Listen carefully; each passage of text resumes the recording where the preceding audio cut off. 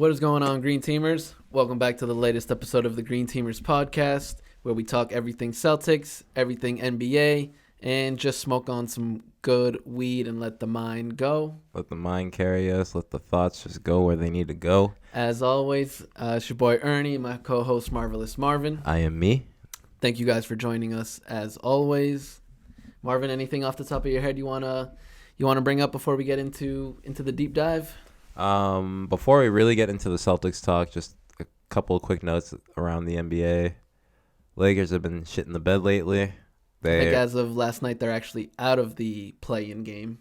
No, they're still in it currently. They sit as the 10th seed, but they're only a half game ahead of San Antonio, which is the 11th seed. Let me get confirmation on that. And San Antonio, they've been playing well lately. They're trying to fight for a playoff spot. You got the New Orleans Pelicans ahead of them as well. Pelicans have been a sleeper team in terms of working their way up and playing a lot better than they were earlier this year. They still don't have Zion yet. I don't think he's coming back. Even if he came back this year, it might make a slight difference, but not enough to really impact the playoffs. Definitely, I can agree with you there. You got the Clippers.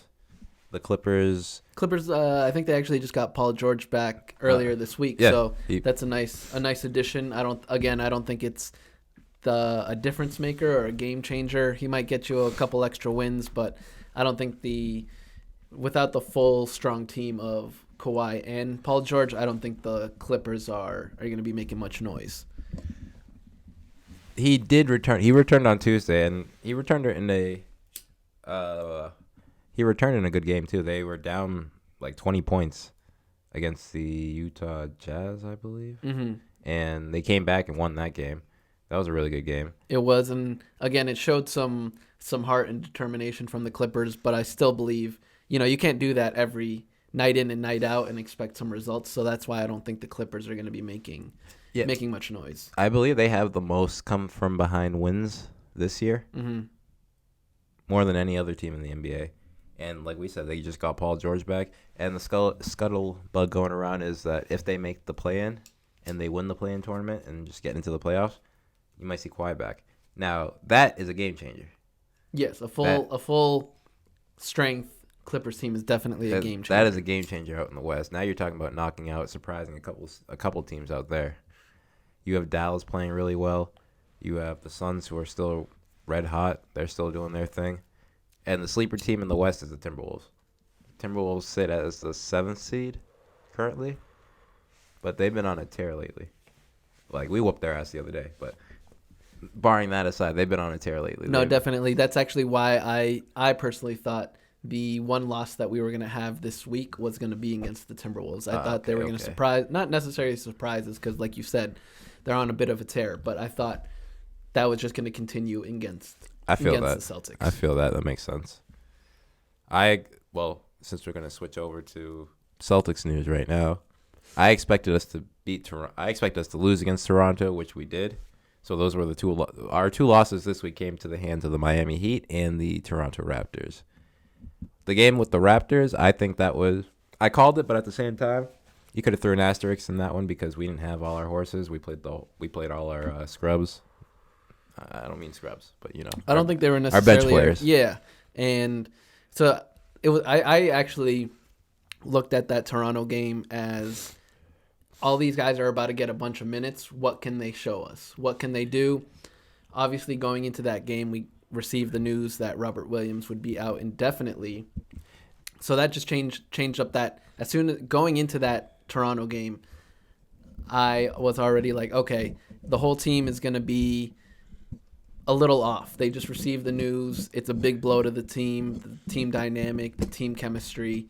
So the Celtics might be a little down this game, and I thought the bench players actually did a great job of keeping it close. Obviously, we went into overtime, and I honestly can't hate on them too much. I thought it was definitely a winnable game and a game we should have won, but I will say we kind of threw those guys into a role they're not used to and playing minutes, taking more shots. So it was definitely an off game, and I can't, like I said, I wish we won the game because it was definitely winnable. It was right there for the taking, but I can't hate on the guys, or I can't I can't criticize them too much. I was gonna say that we played a great game. What that game showed me was there's a reason why we have Tatum. There's a reason why we have Brown. Those dudes are there to close. They're the guys you want the ball to be in their hands. Yeah, be in their hands. The final possession, last couple of possessions. Because I don't know how many times in that fourth quarter I screamed, "Don't pass it to Marcus. Don't give it to Marcus. Don't give it to Marcus. Don't give it to Marcus." And then not only was it Marcus, it was fucking Grant Williams who was pissing me off too. Mm-hmm. Especially that last play to go into overtime. It was a good pass by Smart. Williams caught the ball, but he just bobbled it, fumbled it a little bit. Yeah, he fucked that up. He turned the ball over. That forced us to go into overtime. In the overtime game, it was a little bit of the same. What's his name? Derek White. Yo, he just got a flat tire in that last possession where he had an open layup, and he just couldn't hit. Yeah, I mentioned this a couple weeks ago now, maybe 2 or 3, but I definitely brought up the fact that Derek White was kind of in a shooting slump. He was making all the right plays, playing with great energy, but his shots just weren't falling. And unfortunately, I feel like we're still seeing a little bit of that. He can hit the occasional 3, maybe even 2, get a couple quick layups, easy buckets, but I think that final form of Derek White, like, we still haven't seen that yet. Haven't seen that yet. It makes you wonder why we traded Josh Richardson, because Richardson, he was a 3-and-D. He was a 3-and-D guy, and granted, he was shooting lights out from 3, but he wasn't that wasn't his career numbers. Okay. He was shooting somewhere around like 40+% from 3, and that's just not his game. Yeah. So you come playoff time, you know those numbers are gonna drop. Exactly. Type of shit. Yeah. Okay. So in my opinion, I thought those numbers would drop, kind of come back down to earth. Right. And so the Derek White for Josh Richardson trade was kind of like playing the long game. He's around the same age as Jalen and Tatum. So we're going to develop him, and he's just going to be part of that core group going forward with Robert Williams. I think that's ultimately what that trade was about. And I personally feel if Derek White can start to consistently hit his shots, then we kind of traded equal part players. I thought, again, it was just more so for the long game. That's what I thought. I thought the same thing at first. I thought, okay, you traded Derek White, got Richardson in return. Traded Richardson, got Derek White in return. I looked at it as equal value trade. But we gave up a couple extra pieces for him as well. Oh, like man. Romeo Langford, come on. You can't tell me those are pieces. Langford, I'm not too pressed about. It's the draft picks that we really could have held on to. Spurs could use the draft picks. We could always use more draft picks like we always do. So I think in that sense, the Spurs definitely fleeced us. Interesting. Because we were looking. The reason why we picked up White is because we needed a ball handler, which is something he does very well. He can handle the ball. He can facilitate. Like, he can be that sort of that off tier point guard that you need to sort of help Marcus Smart or help whoever else is on the Peyton Pritchard or whatever. So I see the reason in signing him and picking him up. At the moment, we haven't seen our money's worth, but hopefully come playoff time we will. Now, when it comes to the playoffs, we're going to have to see if there's one person who's going to have to step up. It's going to have to be Tice. Tice is going to have to be big, at least for this first round and hopefully the second round until Robert Williams comes back. If you guys don't know, Robert Williams tore his meniscus, yeah. So he'll be out for the next 4 to 6 weeks. That timetable brings you to the second round of the playoffs. I personally think we can get past the first round. You know, if we play a Toronto, you play a Charlotte or some shit like that. Mm-hmm. Like, we'll be fine in the first round. It's the second round when you know you're going up against the juggernauts like the Sixers, the Bucks, and the Heat. Nah, you need that nigga. He needs to be there. While I agree with you, I think how I think we should play this out is Tice last night showed great. Again, he doesn't have that athleticism that Robert Williams has, but last night he showed great or other aspects of his game that Robert Williams doesn't necessarily have. Like, Tice can hit 1, maybe 2 threes a game. He can do that. And he's been doing that consistently, fairly over since that trade deadline. And that's just something that Robert Williams, as we know, and not to any fault of his own, because he does everything else pretty well, but he can't shoot threes. No. And so, like I said, that's just something else that Daniel Tice has to get. Sorry, this joint is kicking my ass. But what I'm trying to say is Daniel Tice has to play to his strengths, and those strengths are different from Robert Williams. So he just has to find that consistency to help the team with those other aspects. I feel that.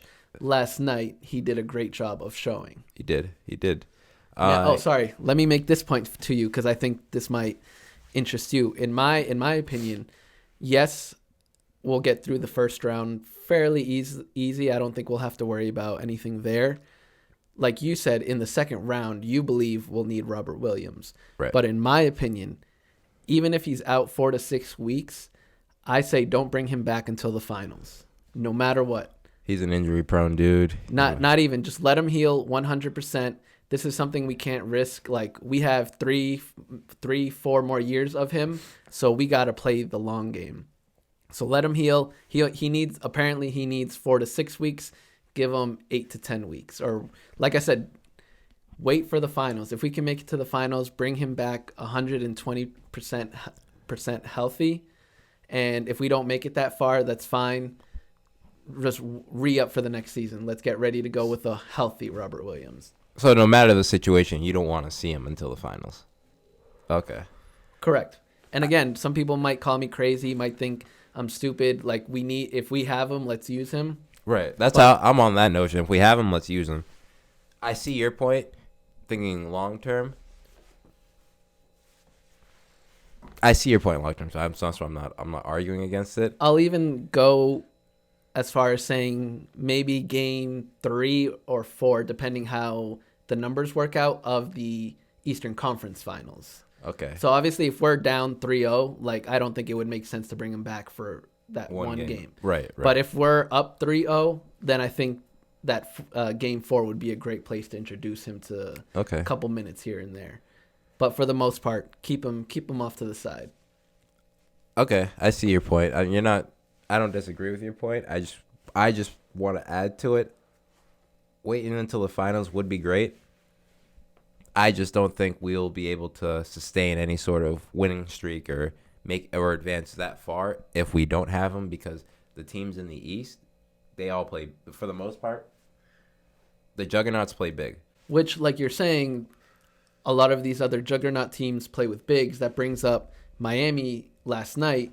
You could see every time they did the pick and roll or just Adebayo switched on to whoever, he started, controlling the game, and he took over. I think he had a really good game last night, and I would say he was almost either the reason or the biggest reason Miami beat us. Definitely the biggest reason, and that's just Adebayo. Adebayo is 6'9". Wait until you go up against a Giannis or an Embiid. That's lunch right there. Mm-hmm. Like, it's just, you can't stop that. Yeah, we've definitely felt victim to Embiid just taking over and doing what he wants many times before. Right. So. The thing is, before we were able to sort of get that upper hand because it was just Embiid going to work. Right. You didn't worry too much about Simmons and the others. Now you got James Harden. James Harden is having a bad season by his standards, but still a good season. Mm-hmm. Playoff time, we know James Harden, he's sort of off and on. He doesn't have the greatest. Sometimes he doesn't have the greatest performances, the greatest numbers or whatever, but he will still show up for a lot of these playoff games. You don't want to run into a situation where James Harden's hot and you got Embiid being Embiid, and he might end up winning MVP. So now you have an MVP winner and you got a hot James Harden just right, because to your point, in a game 7, James Harden only needs one game to go for 50. That's it. So that's all he needs. Definitely a good point. You already know going into it, we can't stop Embiid. That's where my worry comes in. That's why I don't want to wait until the finals, because if he's healthy enough to where he can be a presence or make his presence known, felt. We don't really need him on the offensive end. It's defensively. I'm just getting this sense of that the Celtics feel, and granted, I do too, to an extent, that this year we've just hit the hot button at the right time. So this is like our best opportunity to win the finals. So I just feel like they want to, him as well, Robert Williams as well, wants to rush back and come back and play as soon as possible. Facts. But again, I'm just worried about the long game. He's already injury prone. Granted, this season he did a lot better of staying healthy more consistently and actually playing in games. So I won't take the meniscus tear as like too much of face value. Like I think it was just like a freak thing. I think he's past those health scares, but he is still a health risky player. I don't know if that makes sense. No, I don't think he's past. I think he's still injury prone because every year he seems to develop some sort of nagging, lingering injury. Mm-hmm. If I'm not mistaken, last year I think it was like turf toe or some shit like that. And then before that, in the bubble, he had some shit going on. So Right, that's why I'm saying he's a injury risk player. Yeah. But this season, I think he did a good job. Oh, yeah, I will give you that. He did, and changing whatever it was that he changed clearly helped him to stay healthy. Facts. So I think going forward, where like I said, we won't have to worry about him getting hurt as much, but it still is a meniscus tear, and you can't just rush back from that. No, you can't. I hope he heals quick. I hope that timetable for recovery is quick. I think it benefits the Celtics to get an easy first round opponent, or at least a first round opponent who doesn't necessarily have a troublesome big man to worry about. Mm-hmm. And who knows, you might be able to sneak into the second round with the same situation. Definitely. Because if somehow one of those three teams, Miami, Philly, and Milwaukee, if one of them ends up not making it past the first round, who knows? Brooklyn might not even make it past the first round. Now you're talking about something else. Now you're talking about a situation to where, all right, the Celtics could just play their game, their style of play, and that'll be enough to win. Mm-hmm. But Robert Williams, he's a difference maker. That's what it is. He does enough on the floor to sway shots, sway your decisions, sway your ideas on what you want to do at that moment. And we don't have any other. Tice is a great role player. Like, and when I say role player, as in like, he's great at the pick and roll. He can spot up for three every now and then. He plays almost like Robert Williams on offense. Mm-hmm. It's the defensive side that we just can't. You can't replicate. You really can't. Unless you can't replace that. And if you're gonna throw Luke Cornett in there, then God bless us. Although I'll say I do fuck with Luke Cornett. He looks clunky as hell out there, but I don't mind him on the team. I don't mind him getting like 8 minutes or so. I'm sort of iffy on Cornett. I like Sam Hauser. Sam Hauser needs to get more minutes. This dude, every single three he takes, it just straight up, and then just goes. It has a high ass arch. I'll say that. Like it doesn't hit the rim. It just goes straight up and then just goes straight down. Yeah. I think he needs insane. More minutes, but they got to be like. Also, like I'm not looking for him to play more than 20 minutes, maybe a solid 15 minutes. Just kind of.